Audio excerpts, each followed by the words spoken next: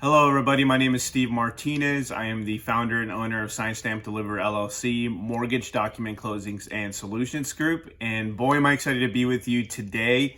I actually have something really special planned, something that's really near and dear to my heart, and something that is ultimately also an announcement. So in today's video, and try to keep it short and sweet, so in the next couple minutes that I grab your attention, I want to just kind of express and take you through my story, a little bit of my upbringing, and even a little bit of my adolescent years, as well as my credit journey, because ultimately these things have led me to a decision in becoming a credit hero and launching MyCreditOasis, which is a sign stamp deliver service that is going to be providing credit restoration services. And I'm so excited about that because it shows us, right? It shows me and the people around me, my clients, that I'm not just concerned about the clients that make it to the closing table. I'm also concerned about the clients that don't. So again, thanks for tuning in. It's a special video today. Let's get into the video.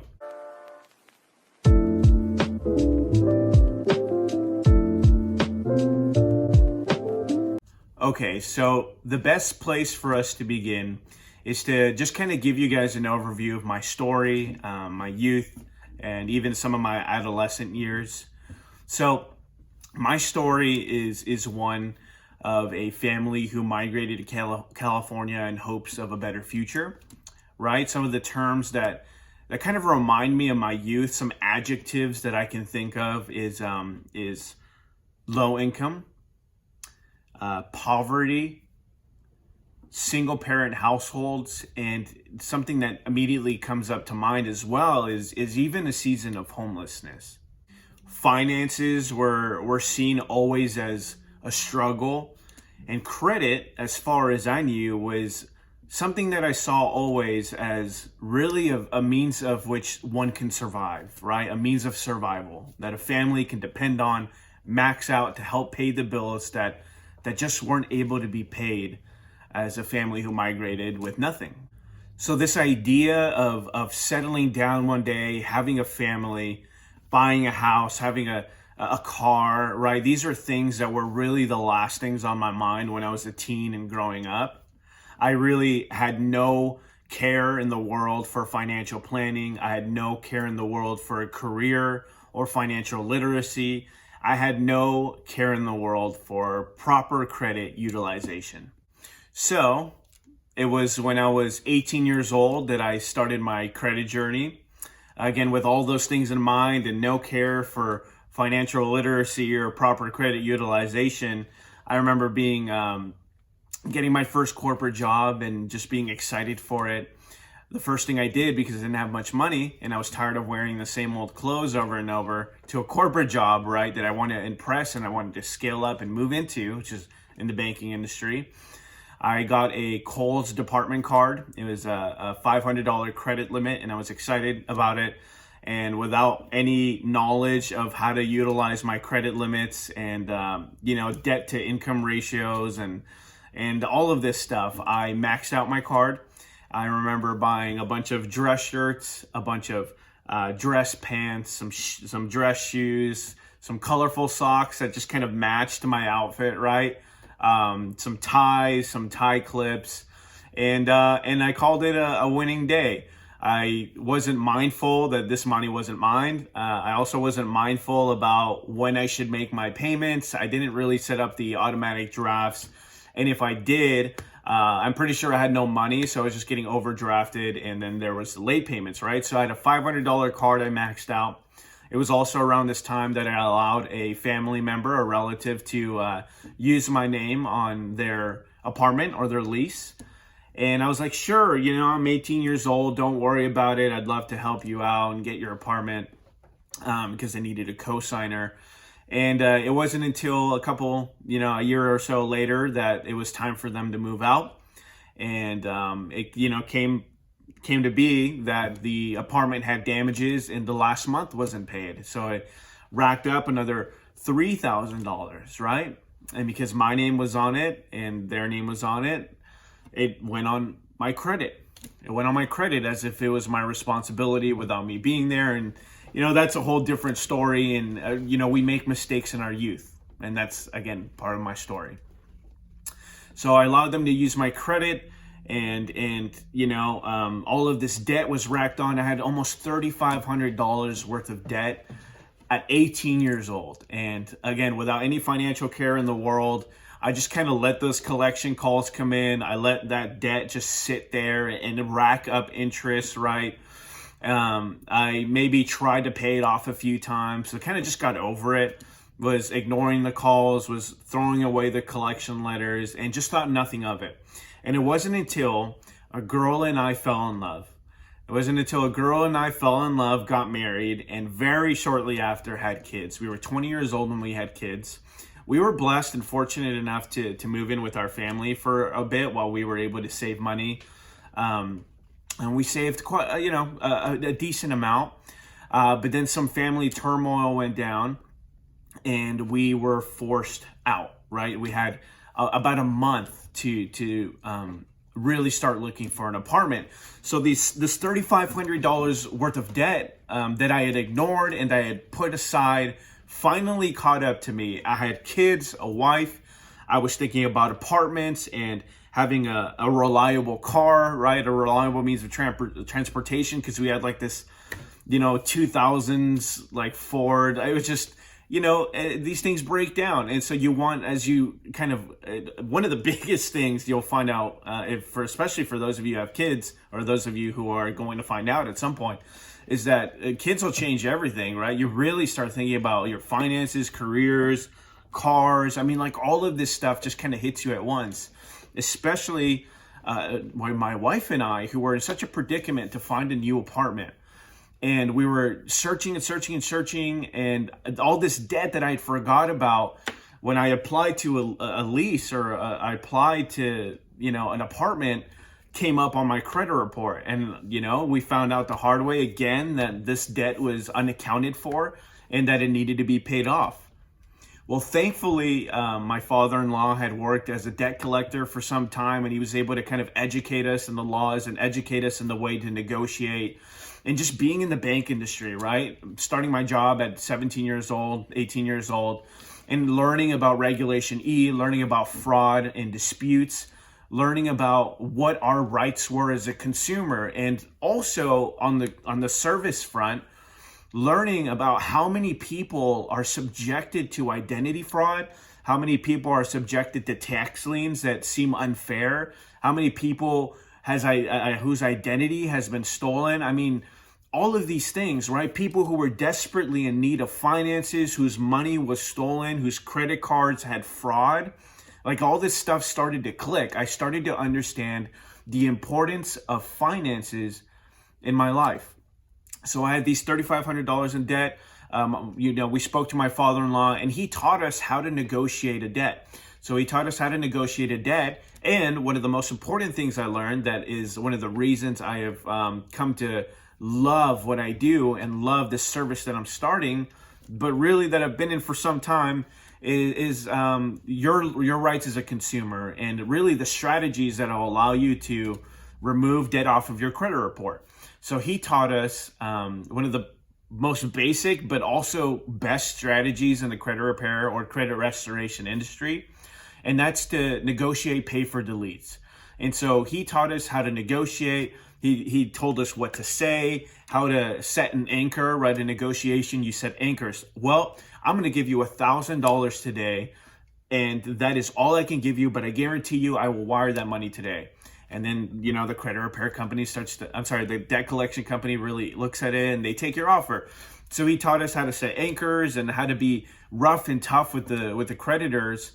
And we were able to do that. So this debt that we had, we were able to negotiate on our behalf. We were able to pay that off using our entire savings, if I can add, pay all that debt off, get that wiped off of our credit report, and move into our apartment.